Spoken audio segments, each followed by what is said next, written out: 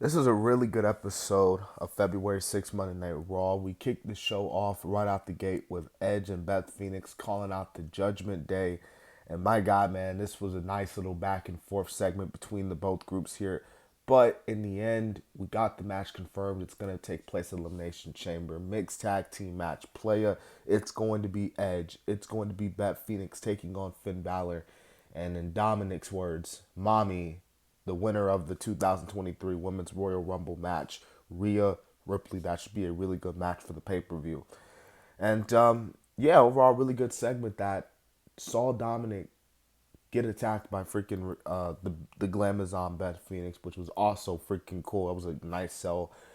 Grand slam by Dominic as well. But we kicked the show off with the first match of the night as well. This being Damian Priest and Angelo Dawkins. This was the Elimination Chamber qualifier match. And this is a really good match, man, to the point where I was like, dang, Angelo Dawkins might actually win here. But in the end, Damian Priest was the one who got his handheld wrist tie, which I had no problems with it. But I thought this was a really good match too, with it being the first match of the show as well. Dexter Lumis versus Baron Corbin. This match wasn't all that. Didn't even last long, so I can't even really give you a rating for the match. But I will tell you what happened after the match. JBL backstage with Corbin was just telling Corbin, look, bro, like, you're done. Like, this partnership, this alliance we have, it's over. I tried to help you. I tried to give you my namesake, the modern day wrestling god, and yet you're just boring. Like, no one cares about you. I don't care about you. You suck.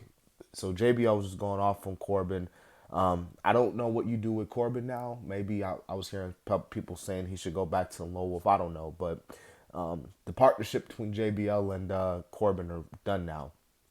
Brock Lesnar come out, he cut a promo, and pretty much the main point of this was he wants to face Bobby Lashley one more time.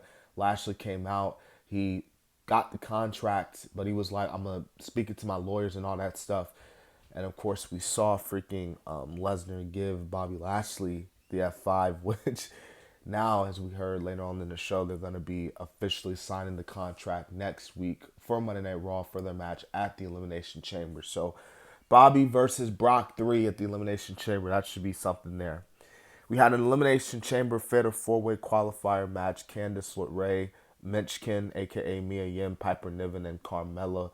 And Carmella actually won here. I ain't gonna lie to you, this was a really good Fatal 4-Way match, but with the way things were going, because she was dominating most of the matchup, I'm pretty sure I could have sworn I thought Piper Niven was going to win this. But Carmella won, so Corey Graves was extremely happy on commentary. But this was a really good Fatal 4-Way match. This is really good.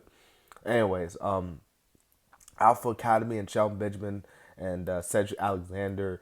This was an okay tag team match. Nothing that special. But Cedric and Shelton are, looks like they're really getting into it now with MVP, as we saw backstage. So I guess you could say they're still continuing to, well, I really wouldn't say tease, but the slow burn to putting the Hurt Business back together. And Chelsea Green, which I guess she's now a freaking Karen now, considering how she was with Adam Pearce the whole night. She got a taste of Asuka. All the women that are going to be competing in the Elimination Chamber match for the women were in this match as well. This match was exactly what it needed to be, so I had no problems with this match. Cody Rhodes cut a promo, him and Paul Heyman, because Paul Heyman interrupted him, and they had a really, really good promo exchange, I thought.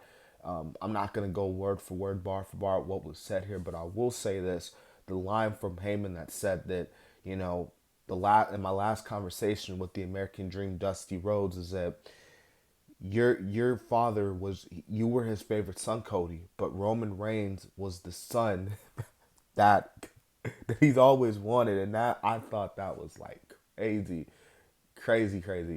But really, really good segment, man. Definitely one of the coolest parts of the show. Elias and Montez Ford was next. This is an Elimination Chamber qualifier match. This was a solid match, to say the least. But I think with Montez being in the Elimination Chamber, this is going to definitely be the start for him getting his big opportunity. We all know Montez Ford is, potentially he's seen as one of the next big steppers to being in the singles competition. So this Elimination Chamber is definitely going to be a big test for him. And the main event was Bayley and not I almost said Sasha Banks.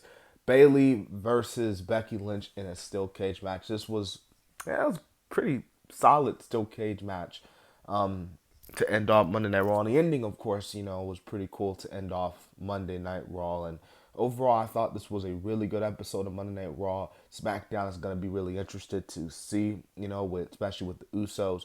And Elimination Chamber is shaping up to be a really good show. Now, because the most of the card is already filled up, I'm actually going to do my predictions for the Elimination Chamber either this Saturday or probably this Thursday, because I know we got New Japan, I believe, is taking place this Saturday.